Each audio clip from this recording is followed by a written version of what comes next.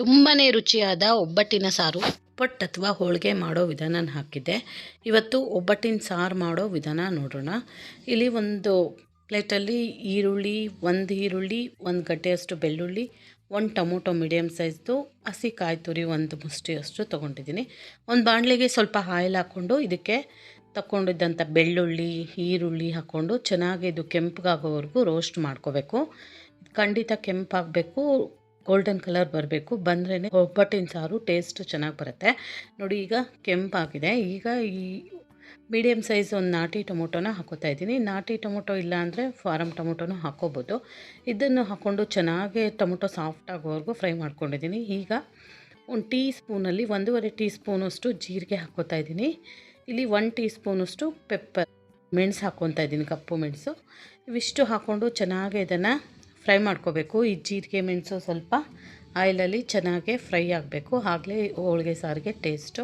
ಇಲ್ಲಿ ಕರಿಬೇವಿನ ಕಡ್ಡಿ ತೊಗೊಂಡಿದ್ದೀನಿ, 2 ಕಡ್ಡಿಯಷ್ಟು ಕರಿಬೇವಿನ ಸೊಪ್ಪನ್ನು ಹಾಕ್ಕೊತಾ ಇದ್ದೀನಿ. ಹಸಿದು ಹಾಕ್ಕೊಳ್ಳಿ, ಚೆನ್ನಾಗಿ ಫ್ಲೇವರ್ ಬರುತ್ತೆ, ಟೇಸ್ಟು ಚೆನ್ನಾಗಿ ಬರುತ್ತೆ. ಇದನ್ನು ಸ್ವಲ್ಪ ಹೊತ್ತು ರೋಸ್ಟ್ ಮಾಡ್ಕೊಳ್ಳೋಣ. ಇದೆಲ್ಲ ಹುರ್ಕೊಂಡು ತಣ್ಣಗಾಗಬೇಕು. ನೋಡಿ, ತಣ್ಣಗಾದಮೇಲೆ ಈ ಮಿಕ್ಸರ್ ಜಾರಿಗೆ ರುಬ್ಬಿದ್ದಂಥ ಮಿಕ್ಸರ್ ಜಾರಿಗೆ ಹಾಕೋತಾ ಇದ್ದೀನಿ ನಾನಿಲ್ಲಿ.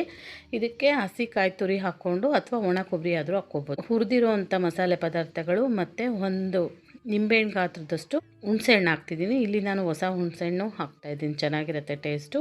ಒಂದು ಹಿಡಿಯೋಷ್ಟು ಉಪ್ಪು, ಸ್ವಲ್ಪ ಧನಿಯಾ ಪುಡಿ, 1 ಸ್ಪೂನಷ್ಟು ಖಾರದ ಪುಡಿ ಹಾಕ್ಕೊಂಡಿದ್ದೀನಿ. ಇಲ್ಲಿ ಈ ಬೇಳೆ ಬೇಯಿಸಿದಂಥ ನೀರನ್ನೇ ಹಾಕ್ಕೊಂಡು ಇದನ್ನು ನೈಸಾಗಿ ರುಬ್ಕೋಬೇಕು. ತುಂಬಾ ನೈಸಾಗಿ ರುಬ್ಕೋಬೇಕು, ರಫಾಗಿ ರುಬ್ಬೋದು ಟೇಸ್ಟ್ ಚೆನ್ನಾಗಿ ಬರಲ್ಲ. ಬೇಯಿಸಿಟ್ಕೊಂಡಿದ್ದಂಥ ಬೇಳೆ ಕಟ್ಟನ್ನು ಈ ಮಿಕ್ಸರ್ ಜಾರಿಗೆ ಹಾಕೋತಾ ಇದ್ದೀನಿ. ಹಾಕ್ಕೊಂಡು ಇದನ್ನು ಚೆನ್ನಾಗಿ ಮಿಕ್ಸ್ ಮಾಡ್ಕೊಳ್ಳೋಣ ಒಂದು ಸಾರಿ.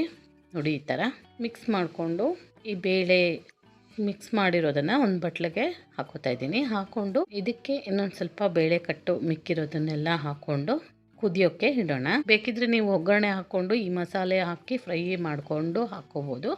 ಈ ಥರ ಹಾಕಿದ್ರೂ ಟೇಸ್ಟ್ ಚೆನ್ನಾಗಿರುತ್ತೆ. ಎಲ್ಲ ಹುರಿದಿರೋ ಕಾರಣ ಈ ಒಬ್ಬಟ್ಟಿನ ಸಾರು ಸಿಹಿಯಾಗಿ, ಹುಳಿಯಾಗಿ, ಖಾರವಾಗಿ ತುಂಬಾ ಟೇಸ್ಟಿಯಾಗಿ ಆಗುತ್ತೆ. ಚೆನ್ನಾಗಿ ಕುದೀತಾ ಇದೆ.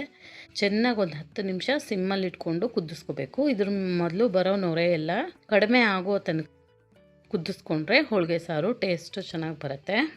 ಇಲ್ಲಿ ಲಾಸ್ಟಲ್ಲಿ ಸ್ವಲ್ಪ ಕೊತ್ತಂಬರಿ ಸೊಪ್ಪು ಹಾಕ್ಕೊಂಡು ಒಂದು ಸಾರಿ ಮಿಕ್ಸ್ ಮಾಡ್ಕೊಳ್ಳೋಣ. ಇಲ್ಲಿ ಹೂರಣ ರುಬ್ಬಿರೋ ಅಂಥ ಜಾರಿಗೆ ಹಾಕಿರೋದ್ರಿಂದ ನಾನು ಹೂರಣ ಹಾಕ್ತಾಯಿಲ್ಲ, ಅದ್ರ ಬದಲಾಗಿ ಸ್ವಲ್ಪ ಬೆಲ್ಲ ಹಾಕ್ತಾಯಿದ್ದೀನಿ. ತೆಳುವಾಗಬೇಕು ಅಂದರೆ ಬೆಲ್ಲ ಹಾಕ್ಕೊಳ್ಳಿ, ಗಟ್ಟಿ ಆಗಬೇಕು ಅಂದರೆ ಹೂರಣ ಹಾಕ್ಕೊಳ್ಳಿ. ಇಲ್ಲಿ ಒಂದು ಒಗ್ಗರಣೆಗೆ ಬಾಣಲಿ ಇಟ್ಕೊಂಡಿದ್ದೀನಿ. ಇದಕ್ಕೆ 3ರಿಂದ 4 ಸ್ಪೂನಷ್ಟು ಎಣ್ಣೆ ಹಾಕ್ಕೊಳ್ಳೋಣ. 1 ಟೀ ಸ್ಪೂನಷ್ಟು ಸಾಸಿವೆ ಹಾಕ್ಕೊಂಡು ಇದು ಚೆನ್ನಾಗಿ ಚಟಪಟ ಅಂತ ಒಂದು 1/4 ಟೀ ಸ್ಪೂನಷ್ಟು ಜೀರಿಗೆ ಹಾಕ್ಕೊಂಡು ಸಿಡಿಯಕ್ಕೆ ಬಿಟ್ಟಿದ್ದೀನಿ. ಇಲ್ಲಿ ಜಜ್ಜಿರೋ ಅಂಥ ಬೆಳ್ಳುಳ್ಳಿ, ಹಸಿ ಕರಿಬೇವಿನ ಸೊಪ್ಪು ಮತ್ತು ಒಣ ಮೆಣಸಿನ್ಕಾಯಿ ತೊಗೊಂಡಿದ್ದೀನಿ. ಇಲ್ಲಿ ಬ್ಯಾಡಗಿ ಮೆಣಸಿನ್ಕಾಯಿ ತೊಗೊಂಡಿದ್ದೀನಿ ಒಗ್ಗರಣೆಗೆ. ಬ್ಯಾಡಗಿ ಮೆಣಸಿನ್ಕಾಯಿ ಇಲ್ಲಾಂದರೆ ನಾರ್ಮಲ್ ಮೆಣಸಿನ್ಕಾಯಿನೂ ತೊಗೋಬೋದು. ಬ್ಯಾಡಗಿ ಮೆಣಸಿನ್ಕಾಯಿ ಹಾಕೋದ್ರಿಂದ ಒಂದು ಒಳ್ಳೆ ಒಗ್ಗರಣೆ ಫ್ಲೇವರು, ಟೇಸ್ಟು, ಕಲರು ಬರುತ್ತೆ. ಈ ಒಗ್ಗರಣೆ ಹಾಕ್ಕೊಂಡು ಚೆನ್ನಾಗಿ ಒಂದು ಸಾರಿ ಫ್ರೈ ಮಾಡ್ಕೊಳ್ಳೋಣ.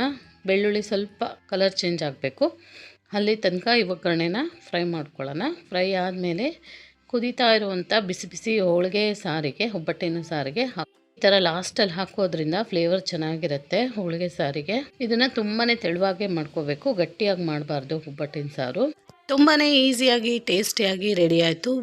ಯುಗಾದಿ ಹಬ್ಬದ ಸ್ಪೆಷಲ್ ಒಬ್ಬಟ್ಟಿನ ಸಾರು. ನಿಮಗೆ ನನ್ನ ವಿಡಿಯೋ ಇಷ್ಟ ಆದರೆ ಪ್ಲೀಸ್ ಲೈಕ್ ಮಾಡಿ, ಶೇರ್ ಮಾಡಿ, ಸಬ್ಸ್ಕ್ರೈಬ್ ಮಾಡ್ಕೊಳ್ಳಿ.